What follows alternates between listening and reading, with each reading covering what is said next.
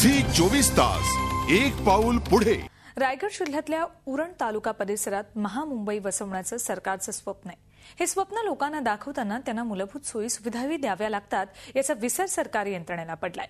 उरणच्या करंजा या गावाला गेल्या अनेक वर्षांपासून पाण्याची समस्या भेडसावते। हंडाभर पाण्यासाठी त्यांना मैलोन मैल पायपीट करावी लागते।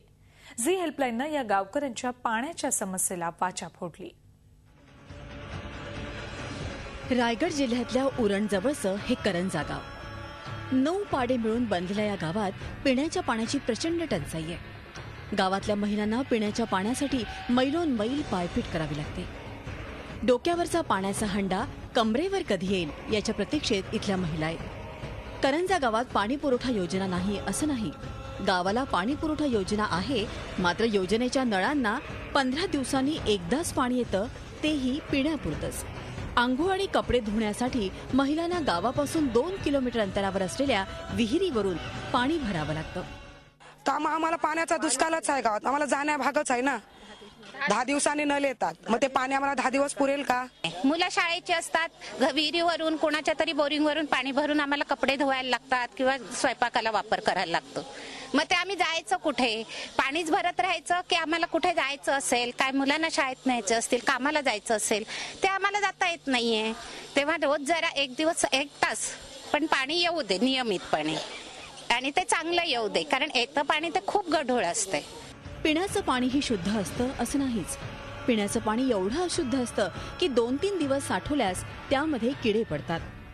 8-10 दिवस येत नाहीयेत आणि विहिरी आहे, ते विहिरीवरनं पाणी आणायला लागते कपडे धुवायला, आणि पिण्याकरता फक्त पाणी 1 तास येते, ते पण 10 दिवसांनी 15 दिवसांनी पाणी येते। रोज हांडे घेऊन जावं लागतंय।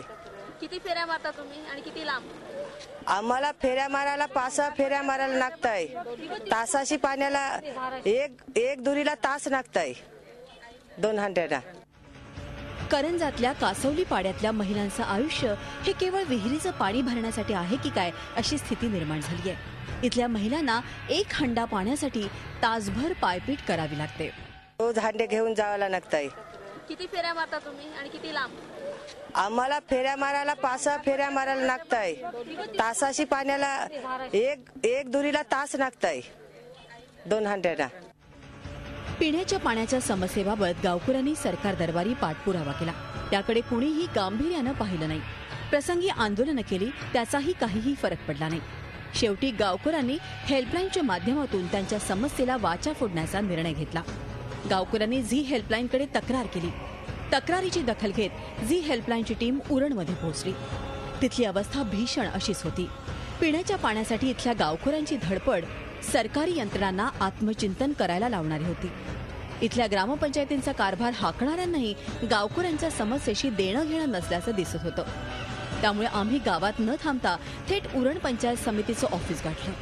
तिथे गटविकास अधिकारी के.बी. पाटील यांना भेटलो। करंजा गावातल्या लोकांची समस्या त्यांच्या कानावर टाकली। त्यांनी या समस्येची तातडीनं दखल घेत पाठपुरावा करणाऱ्या MIDC आणि सिडकोच्या अधिकाऱ्यांची बैठक घेण्याचे आदेश दिले। तसंच नियोजन करून पाणी जास्तीत जास्त कसं देता येईल या संबंधी नियोजन करूया, जेणेकरून ग्रामस्थांना पाण्याचा योग्य पुरवठा केला जाईल। सरकार या भागात महामुंबई वसवण्याचा विचार करते। पिण्याच्या पाण्यासारखी मूलभूत सुविधा पुरवण्यात अपयशी ठरलेल्या सरकारचा दावा किती पोकळ आहे हे स्पष्ट झालंय। प्रश्न करंजाच्या गावकऱ्यांचा पिण्याच्या पाण्याचा आहे। गावकऱ्यांचा पिण्याच्या पाण्यासाठी संघर्ष सुरू आहे। या संघर्षात झी हेल्पलाईन कायमच साथ देणार आहे, कारण सवाल हक्काचा आहे। झी हेल्पलाईनसाठी उरणहून स्वाती नाईकसह ब्युरो रिपोर्ट। झी 24 तास एक पाऊल पुढे।